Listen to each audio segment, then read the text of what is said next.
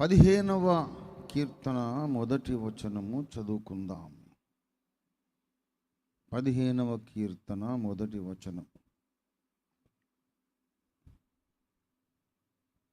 యెహోవా నీ గుడారములో అతిథిగా ఉండదగిన వాడెవడు? నీ పరిశుద్ధ పర్వతము మీద నివసింపదగిన వాడెవడు? చిన్న మాట ప్రార్థన చేసుకుందాం. ప్రేమ కలిగిన మా మహాపరిశుద్ధ తండ్రి, జీవాధిపతి అయిన మా మిక్కిలి గొప్ప దేవా, నీకే స్తోత్రాలు. మహిమగల మా పరమ తండ్రి, నీ దాసుడు వట్టివాడే, ఏమీ తెలియని వాడు వచ్చి కూర్చున్నాడు. గురుపీఠం మీద కూర్చున్నాడు, ఏం తెలియకపోయినా. అన్నీ ఎరిగిన మీరు మాట్లాడతారనే ఆశతో మీ దాసుడు ఎదురు చూస్తున్నాడు. మేమందరం ఎదురు చూస్తున్నాం. మీకు అన్ని విషయాలు తెలుసు నాయన. మేమెవరమో, మా జీవితం ఏంటో, మాలోని యోగ్యత అర్హత ఎంతో, అయోగ్యతలు ఎన్నో, మా పొరపాట్లు, మా బలహీనతలు, మా ఆశలు, మా నిరాశలు, మా చేతగానితనం, బలహీనతలు అన్నీ నీకు తెలుసు. ఎంత చెయ్యాలనుకున్నామో, ఎందుకు చేయలేకపోయాం, అన్నీ నీకు తెలుసు తండ్రి. నీ శిలువ రక్తము ద్వారా మమ్మను కప్పండి, కడగండి, శుద్ధీకరించండి. నీ దాసుని మీ అగ్నితో కాల్చిపుటం వేసి మీ దాసుని నోట నీ మాటలుంచి మా అందరితో మాటలాడి మమ్మల్ని వెలిగించి మండించి మండుచున్న దివిటీలుగా ఇక్కడి నుంచి పంపించమని యేసునామములో స్తుతించి ప్రార్థిస్తున్నాము తండ్రి. ఆమేన్, ఆమేన్, ఆమేన్. ప్రభునందు నాకు అత్యంత ప్రియులారా, ప్రసంగ ప్రారంభం అతి క్లుప్త సంక్షిప్త ప్రసంగం. చదువుబడిన లేఖన భాగములో యెహోవా నీ గుడారములో అతిథిగా ఉండదగిన వాడెవడు అని మనం ప్రశ్న చూస్తున్నాం.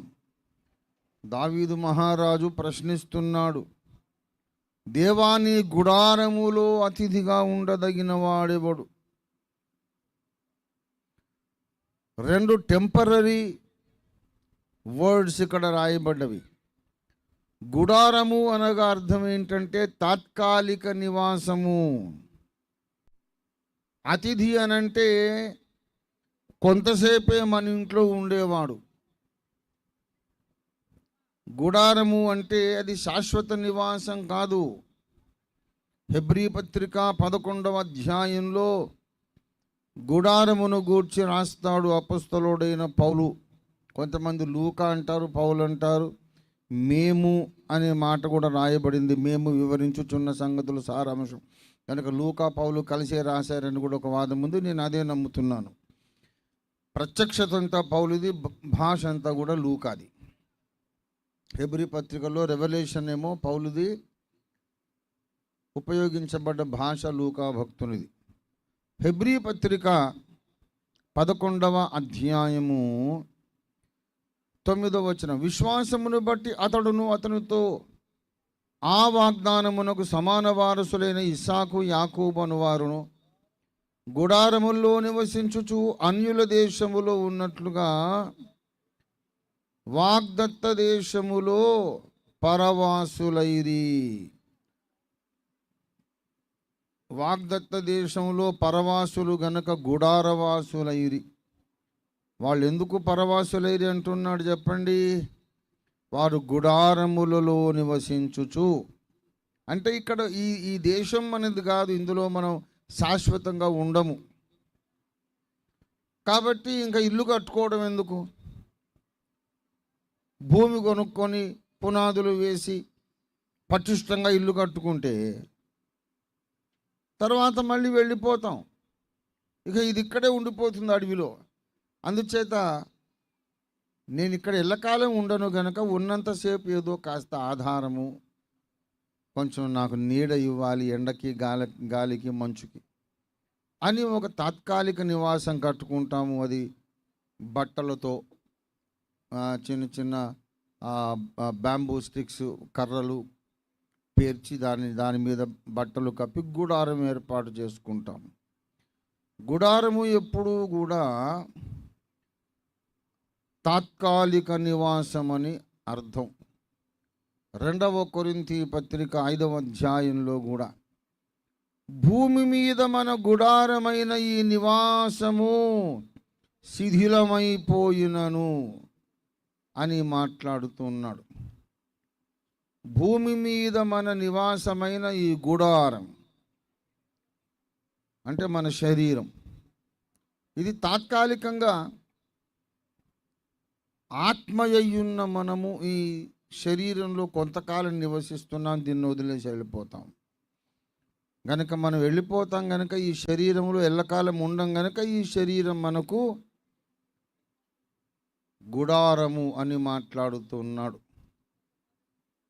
ప్రభునందు ప్రియులారా, అలాగే 118వ కీర్తన 15వ వచనాన్ని మీరు చూస్తే, నీతిమంతుల గుడారములలో రక్షణను గూర్చిన ఉత్సాహ సునాదము వినబడును. నీతిమంతుల గుడారాలు అంటే వాళ్ళు నివసించే ఇండ్లు. ఈ భూమి మీద వాళ్ళు ఏ ఇంట్లో ఉన్నా సరే అది తాత్కాలికమే. ఎల్లకాలము అందులో నివాసం ఉండేవాడెవడు లేడు, వెళ్ళిపోవాల్సిందే. భూమి మీద మనము యాత్రికులము, పరదేశులం. 1 పేతురు పత్రిక 2వ అధ్యాయము 11వ వచనం చూడండి. ప్రియులారా, మీరు పరదేశులను యాత్రికులునై ఉన్నారు. పరదేశులు యాత్రికులై ఉన్నారు గనుక మనం నిలవరమైన పట్టణం మనకు ఈ భూమి మీద లేదు. అయితే ఉండబోతున్న దాని కొరకు మనం ఎదురు చూస్తున్నాం. నిలవరమైన పట్టణం మనకిక్కడ లేదు. హెబ్రీ పత్రిక 13వ అధ్యాయం 14వ వచనం. నిలవరమైన పట్టణం మనకిక్కడ లేదు, కానీ ఉండబోవచ్చున్న దానికోసం ఎదురు చూస్తున్నాం. మనుషులమైన మనకు తాత్కాలిక నివాసములున్నవి. మన శరీరం ఒక గుడారము. ఈ భూమి మీద నువ్వు ఎంత బంగళా కట్టుకున్నా అది కూడా గుడారమే. మన శరీరం గుడారం, మన ఇంట్లన్నీ గుడారాలు. ఈ శరీరాన్ని వదిలేసి వెళ్తాం, కట్టుకున్న బంగళా వదిలేసి వెళ్ళిపోతాం, ఇవన్నీ గుడారాలే. ఎందుకంటే శాశ్వత నివాసం మనకి ఇక్కడ లేదు. కానీ దేవుడికేం కర్మ పట్టింది? దేవుని గుడారం, ఆయనకు మరణం లేదు. ఎక్కడైతే ఉన్నాడో ఆయన శాశ్వతంగా ఉన్నాడు. దేవుని గుడారం అట. దేవుడు ఎందుకు ఇల్లు కట్టుకోలేదు? దేవునికి తాత్కాలిక నివాసం ఒకటి ఉన్నది, శాశ్వత నివాసం ఒకటి ఉంది. ఇది ఒక పెద్ద సబ్జెక్ట్, మీకు పరిచయం చేసి మీ ధ్యానానికే వదిలేస్తాను. మీకు జ్ఞాపకం ఉంటుంది తప్పకుండా. దేవుడు తన కొరకు భూమి మీద నివాసములుగా 2 కట్టించుకున్నాడు. మొదటిది ప్రత్యక్ష గుడారము, రెండవది సొలొమోను ద్వారా పునాదులు వేయబడిన మందిరం. గుడారము, మందిరం. ఈ గుడారం అనేది అరణ్య మార్గంలో ఇశ్రాయేలుతో పాటు నడుస్తూ వెళుతుంది. అది కూడా ఒక మజిలీ నుండి ఇంకొక మజిలీకి, ఇంకో మజిలీకి వెళుతున్నప్పుడు ఈ గుడారాన్ని మొత్తం తీసి మడత పెట్టి మోసుకొని వెళ్ళిపోతున్నారు ఉపకరణాలతో పాటు. కానీ సొలొమోను కాలం వచ్చింది, ఇంకా ఎక్కడికి ఉపకరణాలు పోవు, ఇంకా ఎక్కడికి మోసుకెళ్ళేది లేదు, ఉన్న చోటే స్థిరంగా ఉంటుంది. దేవుడు భూమి మీద కట్టుకున్నటువంటి గుడారము యాత్ర చేసే స్వభావము కలిగిన గుడారము, యాత్ర చేసే అనుభవము కలిగిన గుడారము, యాత్ర చేయక తప్పదు అనే నిబంధన నియమము కలిగిన గుడారం. క్రీస్తు సంఘము, క్రైస్తవ సంఘం, క్రీస్తునందున్న దేవుని సంఘం. ఈ భూమి మీద మనము గుడారం. కానీ ఈ గుడారము అనేది ఎల్లకాలం ఉండదు. షిలోహులో ప్రత్యక్ష గుడారం ఉండింది. అక్కడికే వచ్చి హన్నా ప్రార్థన చేసింది. అక్కడే ఏలి ప్రధాన యాజకుడు, అక్కడ హన్నా చేసిన ప్రార్థనకు సమూయేలు దేవుని వరముగా ఇవ్వబడ్డాడు హన్నాకు. ఆ షిలోహు గుడారములోనే సమూయేలును మళ్ళీ దేవుని పరిచర్య కొరకు హన్నమ్మ అప్పగించింది. ఆ తర్వాత సొలొమోను దినాలు వచ్చినాయి. దావీదు బాధపడ్డాడు. సొలొమోను యొక్క తండ్రి, నేనైతే దేవదారు మ్రాణులతో కట్టిన నగరులో నివాసం ఉన్నాను, నా దేవుని మందసం, నిబంధన మందసం తెరల చాటున ఉన్నది అని నాతాను ప్రవక్తతో ఆయన చెప్పుకొని బాధపడ్డప్పుడు, నాతాను మానవ సహజమైన అభిమానంతో అన్నాడు, యెహోవా నీకు తోడై ఉన్నాడు, మహారాజా నీ మనసులో ఉన్నదంతా చేసేయి, అంటే గుడారం కట్టేసేయి, ఆ మందిరం కట్టేసేయమని అర్థం అనుకుంటున్నాడు పెద్ద ఆయన దావీదు మహారాజు. నేనేమో మంచి అష్టైశ్వర్యాలతో నిండినటువంటి మంచి పటిష్టమైన సుందరమైన రాజభవనంలో నేనున్నాను, దేవదారు మ్రాణులతో కట్టబడిన మందిరం, నా దేవుని నిబంధన మందసమేమో పరదాల చాటున ఉంది.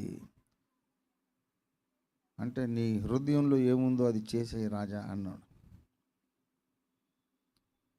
రాజభవనాన్ని విడిచి అందాక కాస్త దూరం వెళ్ళగానే దేవుని వాక్కు ప్రత్యక్షమై, ఏం చెప్పొస్తున్నావు దావీదుకో, మందిరం కట్టమనా, అది నా చిత్తం కాదు, ఏళ్ళు మళ్ళీ చెప్పు, నీవు చేయకూడదు, నువ్వు కట్టకూడదు, దావీదు నీకు పుట్టబోవు ఒక కుమారుడే, ఒక కుమారుడు నీకు పుడతాడు, అతడే నా మందిరం కడతాడు, అతడు సమాధానకర్త అయి ఉంటాడు, నీ చేతులు విస్తారంగా రక్తం ఒలికించినాయి, నువ్వు కట్టొద్దు, నా చిత్తము కాదు అసలు, నా చిత్తములో ఇంకొక కుమారుడు నీకు పుడతాడు, అతడే నాకు మందిరం కడతాడు, అతని పేరు సొలొమోను అని దేవుడే ముందే పేరు కూడా పెట్టేశాడు. సొలొమోను కాలంలో సొలొమోను దేవుని మందిరానికి పునాదులు వేసి మందిరం కట్టాడు. ఇక అది కదలదు. ఈ భూమి మీద కదులుచున్నటువంటి దేవుని సంఘం ఉంది. రెండవ రాకడ తర్వాత పరలోకంలో ఈ సంఘము ఎక్కడికి కదలని స్థిరమైన ఆలయంగా మారిపోతుంది. సంఘము ఆలయము అనే స్టేటస్కి వచ్చేస్తుంది.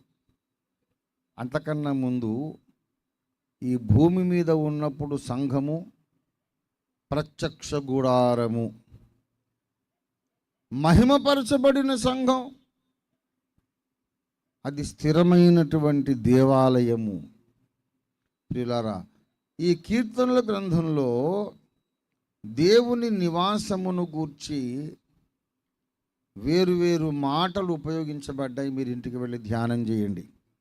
15వ కీర్తనలో దేవుని గుడారము కనబడుతున్నది. 23వ కీర్తనలో ఆఖరి వచనం, చిరకాలము యెహోవా మందిరములో నేను నివాసము చేసేదను. ఈ కీర్తన రాసిన వాడు దావీదు మహారాజే. 23 రాసిన దావీదు మహారాజే రాశారు. 15వ కీర్తన కూడా దావీదు మహారాజే రాశారు. అక్కడేమో గుడారము, ఇక్కడేమో యెహోవా మందిరం. గుడారం ఎక్కడుంది, మందిరం ఎక్కడుంది? గుడారము వేరు, పటిష్టమైన మందిరము వేరు. భూమి మీద ఉన్నప్పుడు యెహోవా గుడారములో ఎవడుంటాడు అని చెబుతూ దేవుని గుడారములో అతిథిగా అట మళ్ళీ మహిమపరచబడ్డ సంఘము అతిథిగా ఉండదు, ఆయన భార్యగా ఉంటుంది. పరలోకానికి వెళ్ళిన తర్వాత మనం దేవుని ఇంట్లో గెస్ట్ కాదు, మనము ఆయన పట్టపురాణి. ప్రకటన గ్రంథం 21వ అధ్యాయం చూడండి, 3వ వచనం. అప్పుడు ఇదిగో దేవుని నివాసము మనుషులతో కూడా ఉన్నది, ఆయన వారితో కాపురముండును, వారాయన ప్రజలయుందురు, దేవుడు తానే వారికి దేవుడయుండి వారికి తోడై ఉండును. అతిథేనా ఇది? అతిథి కాదు. ఏ ఇంటికైనా ఎవరైనా గెస్టులు ఎవరైనా వచ్చినప్పుడు ఆ ఇంటి యజమాని తన భార్యను పరిచయం చేస్తాడు. మా మేడం గారండి, లేకుంటే మా వైఫ్ అండి, మా మిస్సెస్ అండి, నా అర్ధాంగి అండి అనాలి. కానీ భార్యను చూపెట్టి ఏమో మీకంటే ముందు నా దగ్గర గెస్ట్ అండి అన్నాడు. అయిపోయాడు వాడు, వాడు అయిపోయాడు. వాళ్ళు వెళ్ళిపోయిన తర్వాత ఉంటుంది వాడికి, వాడి భరతం పడుతుందా, ఏంటి నేను గెస్ట్నా? సరే అయితే నా దారి నేను చూసుకుంటాను, నీ దారి నువ్వు చూసుకో, నన్ను గెస్ట్గా ఉంచావు ఇక్కడ నువ్వు. కాదు కాదు కాదమ్మా, నువ్వే మహారాణివి, ఇంటికి నువ్వే యజమానివి, ఏదో నేను ఈ పంచని ఉంటున్నాను. తమాషా కాల, ఏం తమాషా ఇది? చాలా సీరియస్ మ్యాటర్. భార్య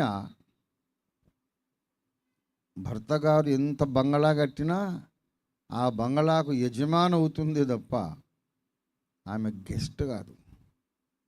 సంఘమనే కన్యకను, పెండ్లి కుమార్తెను యేసునాథుడు, విశ్వనాథుడు, ఆది సంభూతుడు పెళ్లి చేసుకున్న తర్వాత విశ్వ రాజధాని నగరానికి ఆమె సొంతదారవుతుంది. పరలోక రాజభవనానికి సొంతదారవుతుంది.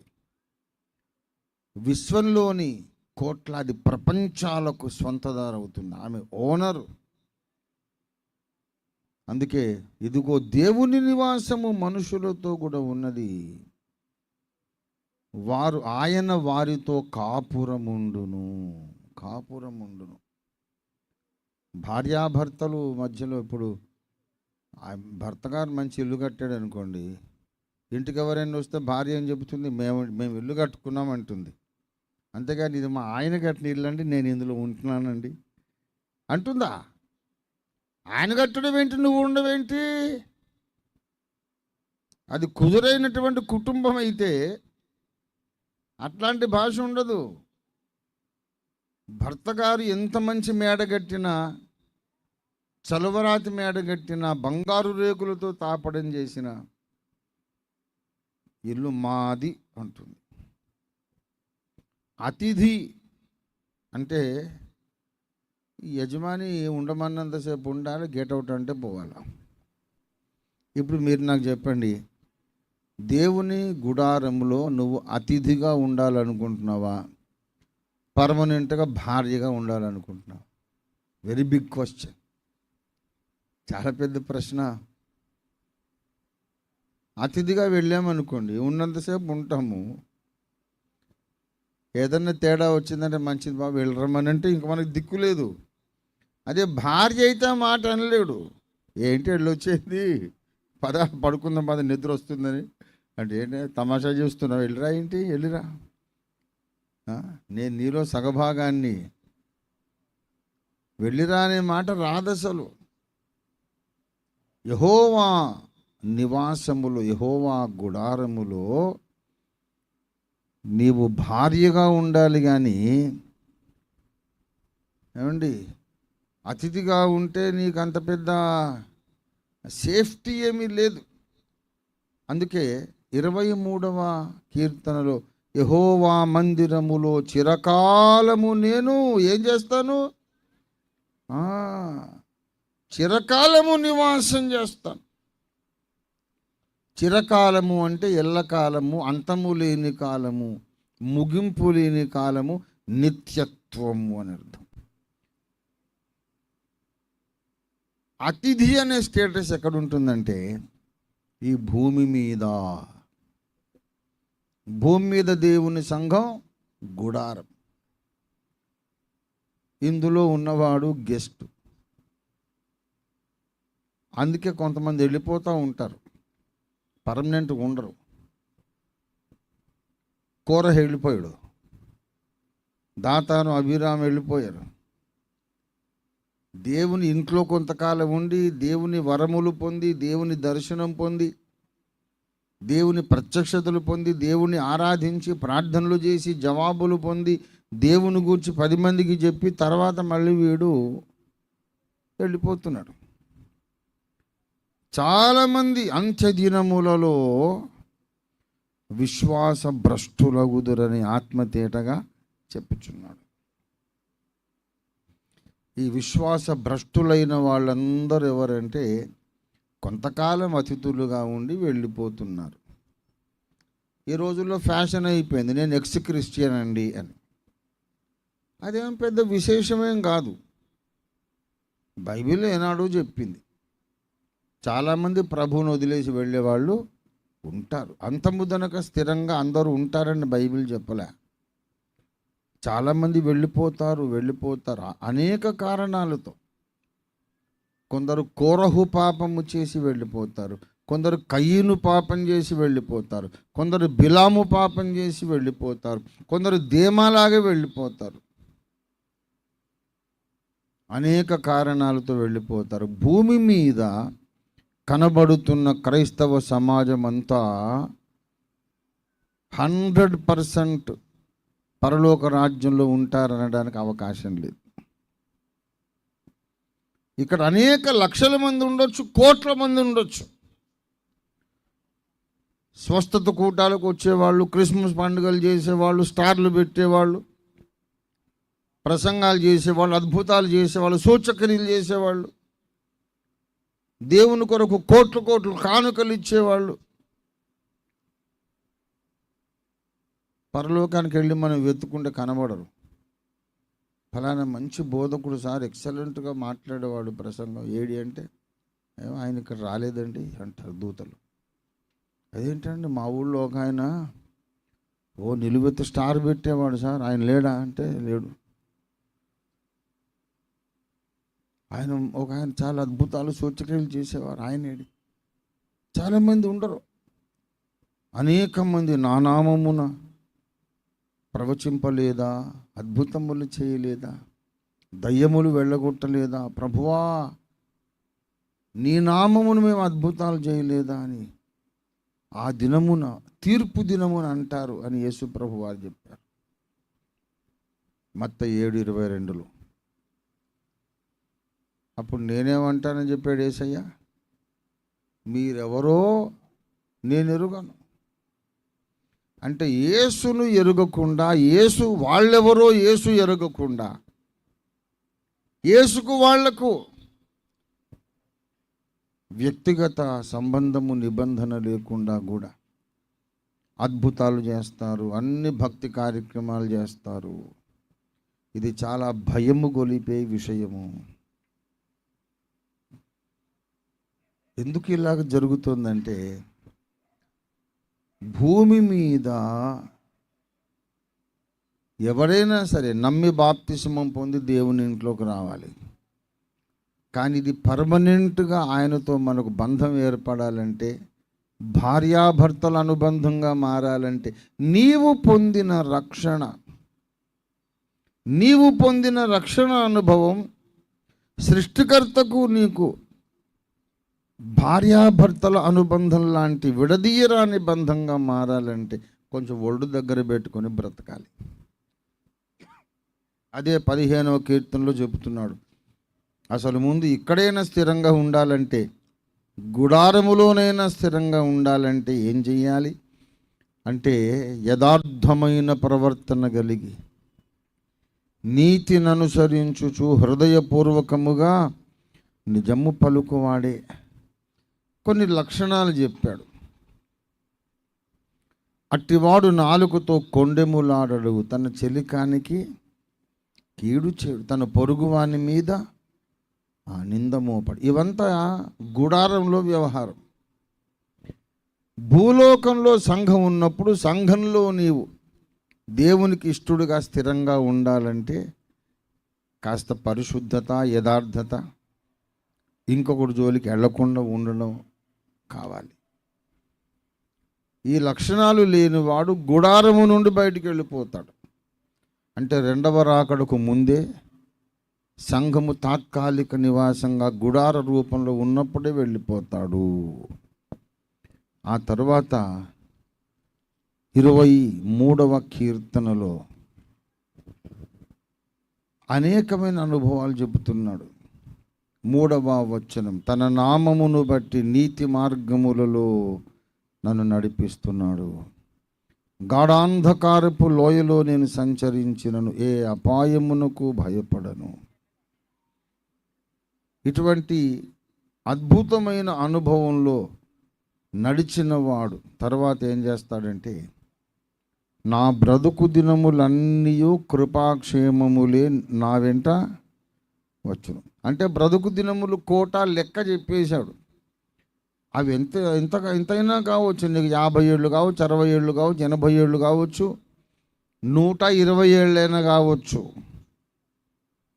బ్రతుకు దినములన్నిటను దేవుడిచ్చిన ఆయుష్కాలం అంతా కూడా ఆయన కృపాక్షేమాలు నీ వెంట వస్తాయి. అయితే బ్రతుకు దినములు ఆయన తర్వాత సంగతి చెప్తున్నాడు. నీకు దేవుడు 100 ఏళ్ల వయస్సు దేవుడు అనుగ్రహిస్తే ఆ వయసు అయిపోయిన తర్వాత ఏం జరుగుతుంది? బ్రతికే దినాలు అయిపోయినాకేం జరుగుతుంది అంటే, చిరకాలము నేను యెహోవా మందిరంలో నివాసం చేస్తాను. 24 చూడండి, 24వ కీర్తన. మళ్ళా ఇక్కడ యెహోవా పర్వతమునకు ఎక్కదగిన వాడెవడు, ఆయన పరిశుద్ధ స్థలములో నిలువదగిన వాడెవడు అంటాడు. మళ్ళీ ప్రభునందు ప్రియులారా, యెహోవా పర్వతమునకు ఎక్కదగిన వాడు. మనం యెషయా గ్రంథంలో మనం చూస్తే ఈ పర్వతము అక్కడ మనకు కనబడుతుంది. అక్కడికి ఎక్కాలనుకున్నాడు వాడు దుష్టుడు, ఎక్కలేక వాడు సైతానుగా మారిపోయాడు. యెషయా గ్రంథము 14వ అధ్యాయము 13వ వచనం, నేను ఆకాశమునకెక్కిపోయేదను, దేవుని నక్షత్రములకు పైగా నా సింహాసనమును హెచ్చింతును, ఉత్తర దిక్కున ఉన్న సభా పర్వతం మీద కూర్చుందును. వాడు ఎక్కుదామనుకున్నాడు గర్వముతో, తన జ్ఞానమును బట్టి, తనకున్న సౌందర్యాన్ని బట్టి, తనకున్న ఐశ్వర్యాన్ని బట్టి కుట్ర చేసి ఎక్కుదామనుకున్నాడు. అక్కడి నుంచి ఒక తాపు దాన్ని పడేశాడు దేవుడు. ఇప్పుడు దేవునికి ప్రతిష్ఠించబడిన పర్వతం ఒకటున్నది. యెహోవా పర్వతమునకు ఎక్కదగిన వాడెవడు అన్నాడు. చూసారా, దేవుడు మాత్రమే ఉండదగిన ఒక పర్వతం ఉన్నది. దేవునికి మాత్రమే ప్రతిష్ఠించబడ్డ ఒక పర్వతం ఉన్నది. అక్కడికి వాడిని రానిచ్చాడు దేవుడు. రానిచ్చిన తర్వాతనే వాడు కుట్ర చేశాడు. యెహెజ్కేలు 28వ అధ్యాయము దయచేసి 14వ వచనం, అభిషేకము నొందిన కెరూబువై ఒక ఆశ్రయముగానే ఉంటివి, అందుకే నేను నిన్ను నియమించి తిని దేవునికి ప్రతిష్ఠింపబడిన పర్వతము మీద. ఏమండి, 24 కీర్తనలో ఏమన్నాడు? యెహోవా పర్వతమునకు ఎక్కదగిన వాడెవడు. యెహెజ్కేలు 28:14లో ఏమన్నాడు? దేవునికి ప్రతిష్ఠించబడిన ఒక పర్వతం ఉంది. దేవుని పర్వతం ఒకటి ఉన్నది. అది స్పెషల్ ప్లేస్ ఆఫ్ ఆనర్, చాలా గౌరవప్రదమైనటువంటి స్థానము. అక్కడికి వాడిని దేవుడు రానిచ్చాడు. వాడు అనుకున్నాడు, ఇక్కడ నేను పర్మనెంట్గా సెటిల్ అయిపోవాలి. దేవునికి మాత్రమే ప్రతిష్ఠింపబడింది అంటే దాన్ని కబ్జా పెడదాము అనుకున్నాడు వాడు. దేవుణ్ణి పడద్రోసి నేనే ఇక్కడ ఉండాలి, నేను దేవుడైపోవాలి అనుకున్నాడు. దేవుడు వాడికి అవకాశం ఇవ్వలేదు, పడద్రోయబడ్డాడు. ప్రభునందు ప్రియులారా, ఆ పర్వతము అక్కడికి ఎక్కడానికి యోగ్యుడు ఎవడంటే లూసిఫర్ జ్ఞానవంతుడు, అతి సుందరుడు, అందగాడు, ఐశ్వర్యవంతుడు. ఈ మూడు పనికి రాలేదు. మరి ఎవరయ్యా యోగ్యులు? యెహోవా పర్వతానికి ఎక్కాలంటే అందమైన వాళ్ళు పనికిరారు, జ్ఞానము గల వాళ్ళు పనికిరారు, ఐశ్వర్యవంతులు పనికిరారు. మరి ఎవడయ్యా పనికొచ్చేవాడంటే 4 వ్యర్థమైన దాని యందు మనసు పెట్టనివాడు, మళ్ళీ నిర్దోషమైన చేతులు, శుద్ధమైన హృదయము కలిగి ఉండువాడే. ప్రసంగాన్ని ముగిస్తున్నాను. భూమి మీద తాత్కాలిక నివాసము దేవునికున్నది, అది క్రైస్తవ సంఘం. అందులో ఉండడానికి కూడా నీకు అర్హత ఉండాలి. Point number 1. దేవునికి నిత్య నివాసం ఉంది. అందులో అతిథిగా కాదు, ఆయన భార్యగాను ఉండడానికి కూడా నీకు యోగ్యత, అర్హత ఉండాలి. ఈ యోగ్యత, అర్హత సంపాదించుకోవడానికే దేవుడు నీకు భూమి మీద ఆయుష్కాలం ఇచ్చాడు. సంవత్సరాలు గడిచిపోతున్నాయి. కొత్త క్యాలెండర్లు పెడతా ఉన్నాము గోడ మీద, హ్యాపీ న్యూ ఇయర్ అని చెప్పుకుంటూ ఉన్నాము. ఇంకో సంవత్సరం దేవుడు మనకు ఆయుష్ పెంచుతూనే ఉన్నాడు. ఎందుకు ఆయుష్ ఇస్తున్నాడు ఆయన? టైంపాస్ చేసుకోమనే. చాలా జాగ్రత్త. మనము మన ప్రవర్తన, మన నోటి మాటలు, మన హృదయ పరిస్థితి శుభ్రము చేసుకోకపోతే మనము ఈ స్థానికంగా ఉన్నటువంటి భూమి మీద ఉన్న గుడారము నుండైనా జారిపోవచ్చు, లేకపోతే 2వ రాకడలోనే విడువబడి ఆ నిత్య మందిరంలో చేరకుండా జారిపోవచ్చు. కొంతమంది ఇప్పుడే విశ్వాస భ్రష్టులు అయిపోయి వెళ్ళిపోతారు. మరికొంతమంది కడబోర ధ్వనించినప్పుడు జారిపోతారు. మనము ఈ 2 ఘట్టాలు దాటుకొని దేవుడు వారితో కాపురముండును అన్నటువంటి దేవుని భార్య, దేవుని పట్టపురాణి అనే ఆ వధువు లోపల భాగంగా మనం ఉండాలంటే ఈ కీర్తనల్లో 15, 23, 24 ఈ 3 కీర్తనల్లో ఉన్నటువంటి భక్తుల లక్షణాలు అలవరుచుకోవాలి.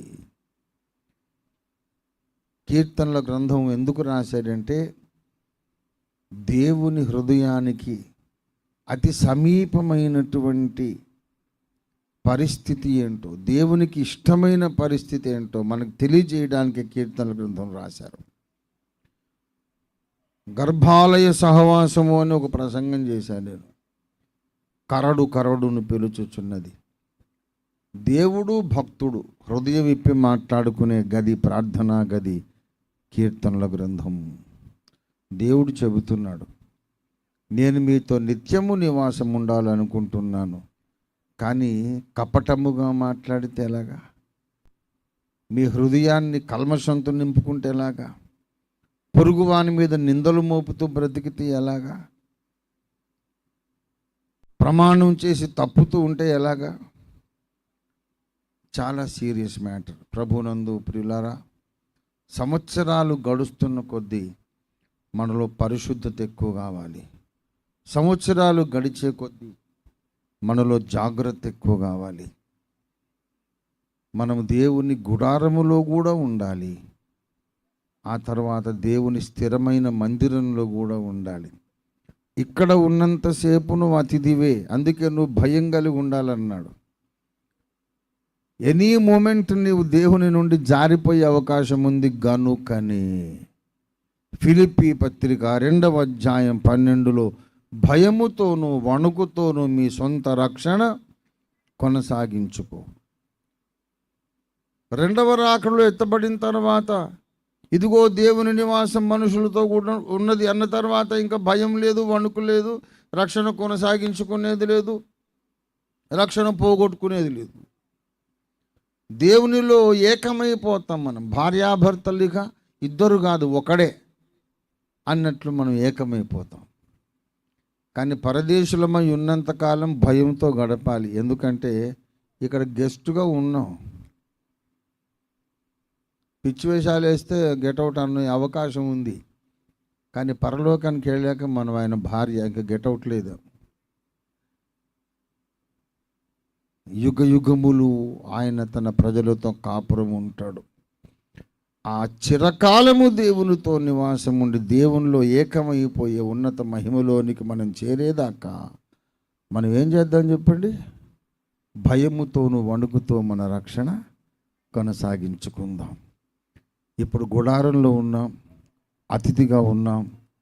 తగు జాగ్రత్తల్లో మనం ఉంటే చిర నివాసానికి కూడా మనం తప్పక వెళ్ళిపోతాము. నిర్లక్ష్యంగా ఉంటే మాత్రం కోలుకోలేని దెబ్బతింటాము. భక్తులారా, జాగ్రత్త వహించండి, జాగ్రత్త పడండి. భయంతో వణుకుతో మీ రక్షణ కొనసాగించుకోండి. నోటికొచ్చినట్లు మాట్లాడొద్దు. నోరుంది కదా అని అడ్డగోలుగా మాట్లాడడం, ఎవరు పెడతామో వాళ్ళ మీద నిందలు మోపడం, దుష్ప్రచారాలు చేయటం, ఈ కీర్తనలు అన్నిట్లో ఉంది మాట. నాలుక జాగ్రత్త. 15వ కీర్తనలో, 24వ కీర్తనలో నాలుక జాగ్రత్త. ఈ నాలుక చేసే పాపంతోనే చాలామంది ఈ గుడారంలో నుండి జారిపోతారు. యాకోబు భక్తుడు అది చెబుతాడు, నాలుకను అదుపు చేసుకోకపోతే నీ భక్తి వ్యర్థమైపోతుంది. దేవుని గుడారములో ఇప్పుడు అతిథిగా ఉన్న మనం దేవుని నిత్య నివాసానికి కూడా అర్హులుగా తయారవుదాం. పరిశుద్ధాత్మ దేవుడు మనకు సహాయం చేయనుగాక. రండి ప్రార్థన చేసుకుందాం. స్తోత్రం. హల్లెలూయా, హల్లెలూయా, హల్లెలూయా. ప్రేమ కలిగిన మా మహాపరిశుద్ధ తండ్రి, జీవము కలిగిన మా మిక్కిలి గొప్ప దేవా, నీకే స్తోత్రములు చెల్లిస్తున్నాం తండ్రి. నీ దివ్యవాక్యము పంపించినావు, నీకు స్తోత్రం. నీకు భూమి మీద ఒక గుడారం ఉన్నది, పరలోకంలో నీకు నిత్య నివాసం ఉన్నది. గుడారములో మమ్మల్ని అతిథులుగా మీరు స్వీకరించారు. ఇక్కడ మేము నిన్ను సంతోషపెట్టగలిగితే నిత్య నివాసంలో కూడా మమ్మల్ని చిరకాలం ఉండనిస్తావనే ధన్యవచనం, ధన్యకరమైన సందేశం మాకు ఇచ్చావు. నీకు వందనాలు.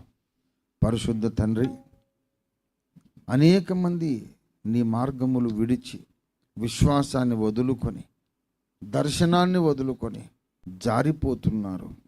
అలా జారిపోతారని ముందే మీరు చెప్పారు మా తండ్రి.